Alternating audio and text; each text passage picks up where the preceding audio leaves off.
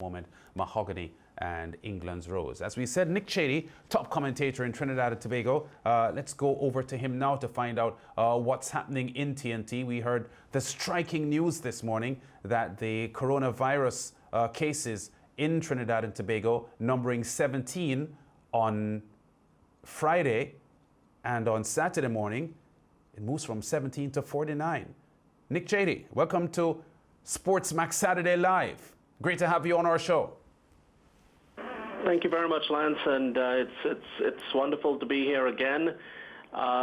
Yes, indeed, it is a worldwide crisis, and the government of TNT just before noon had a press conference where they said that the actual figure was 9 up to last night, and then it went up by 40.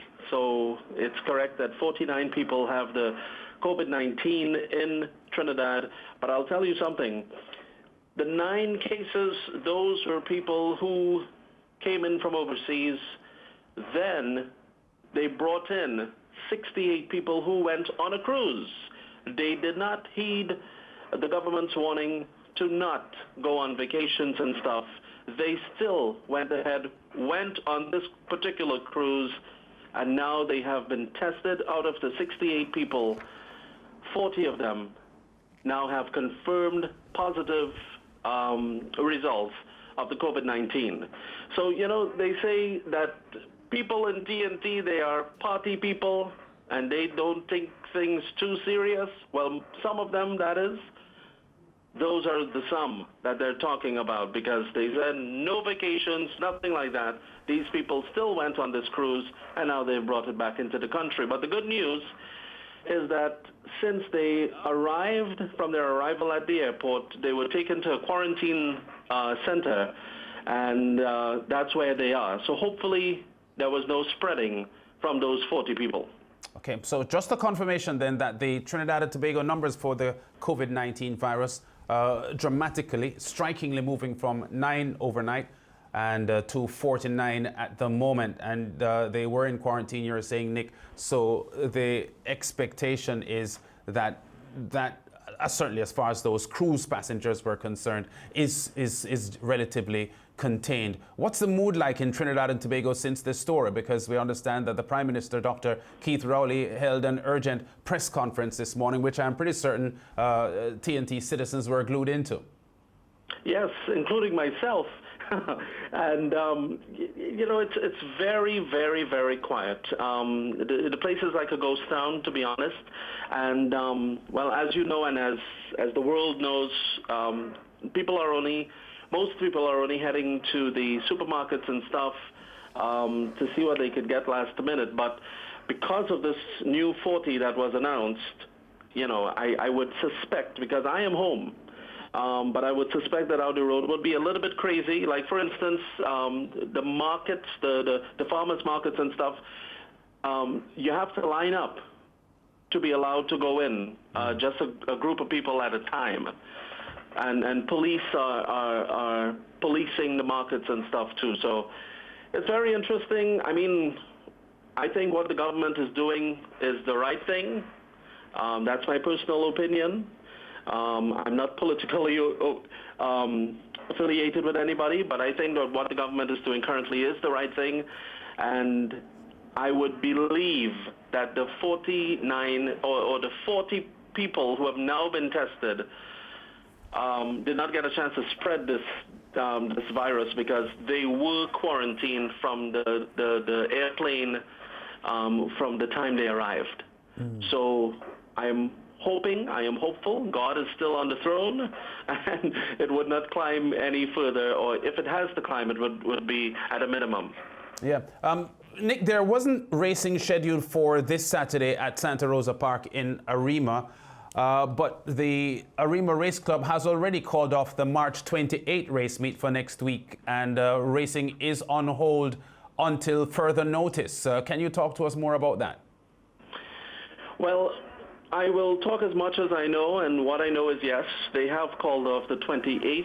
I am hearing, and this is unofficial, but I'm hearing that the meet for the 4th of April, which is the following Saturday, has also been cancelled.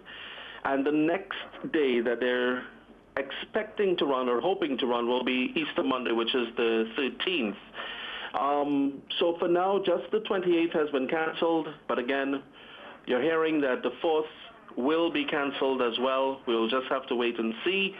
I'm not sure how, in terms of figures, I'm not sure how well MBet is doing. It's offered, and people also have telephone betting accounts that you could call in your bets or use MBet to place your bets. I'm not sure what the figures are in terms of, okay, if we have 100 patrons, if 80 of them have accounts, just saying. Yes. I'm not sure if it will be feasible to run like you guys are running, where people could bet from home. The other thing with that is that we have a limited amount of OTBs. The government said this morning, and the Minister of Security, National Security, you could see that he was upset that betting pools are still opening. I am not sure if these are the private betting pools that he's alluding to, or I'm not sure if this has anything to do with the Arima Race Club. I'm not sure if Arima Race Club has closed its betting pools as well. So to say that, yes, they're going to continue running maybe the 4th and the 13th and onwards like you guys are, I cannot confirm that because I do not have the figures and no official word has been sent out. Well, before you leave us, Nick, a quick recap of the last race meet that you had. We saw Nuclear Power, the 5-year-old mare, very, very stout in victory of the Santa Rosa Dash, going one better than she did last year when Pause for a Course won. Very, very solid performance, wasn't it? Solid performance indeed from her, and she ran how she runs, meaning that she just sits right off the pace. They flew in Wilmer Galvies for the ride, and there was a particular jockey who was supposed to ride on the day. He actually had 6 rides of 6 races. He opted not to ride because he says he doesn't want to be in the judge room. I would not call anybody's name, but he opted out to ride. Wilmer was in. He rode a magnificent race. As you know, Wilmer is an absolutely stunning rider, and he got her home. And but she was elevated by 2 rating points. She was the leading horse in terms of rating points in the country. She's now gone up to 116 from 114. General Jayendo, who almost, with 10 yards to go again, would have nipped her out. He went up by 5 points. So now they're sharing the top spot for the leading horse in TNT in terms of ratings, both of them at 116. Spoke in a Wheel, he went up by 7 points, taking him to 102 because, as you know, he was just ahead back in 3rd or just around there. Yes. So it's, that's where they are right now. But it's really interesting to look at what may happen come Easter Monday, because we have 2 stakes races carded, which are the Chief Commander Classic for the 3-year-olds, which is the prep race for the Guineas, which is supposed to be run. The Guineas is scheduled to be run on May 30th. Yes. So it will be interesting to see if these 3-year-olds will get a chance to prep. Again, it's a turf race, so I'm not sure if it will be,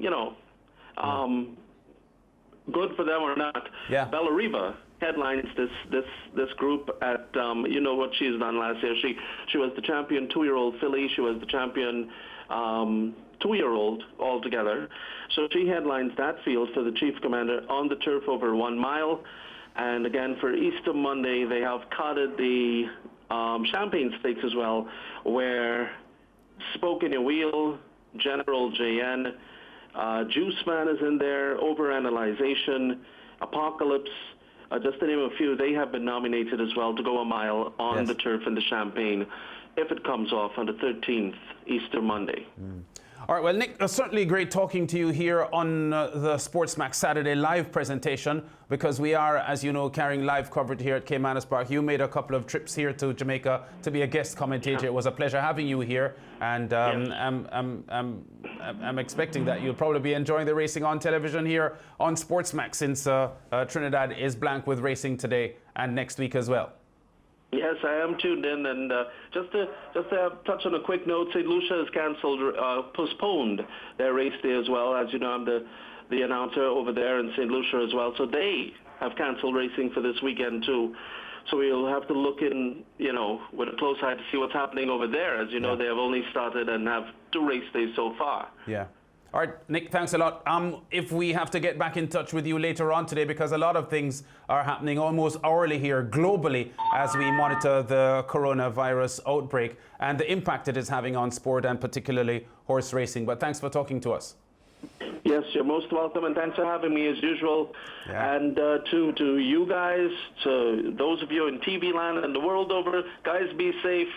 Do what you have to do, please, so this thing could not spread. And to the people who have it, who are having some nasal feelings or sick feelings, do the right thing. Be honest. Thanks, Nick Chady. Nick Chady, Trinidad and Tobago's top racing commentator, talking to us, first of all, about the striking news coming from Port of Spain this morning that the Trinidad and Tobago coronavirus numbers dramatically moving from 9 overnight to 49 today because of some cruise passengers who were quarantined. But it turns out that 40 of them have tested positive now for COVID-19. So Trinidad and Tobago, by far the CARICOM nation at the moment with most cases of the coronavirus, numbering 49.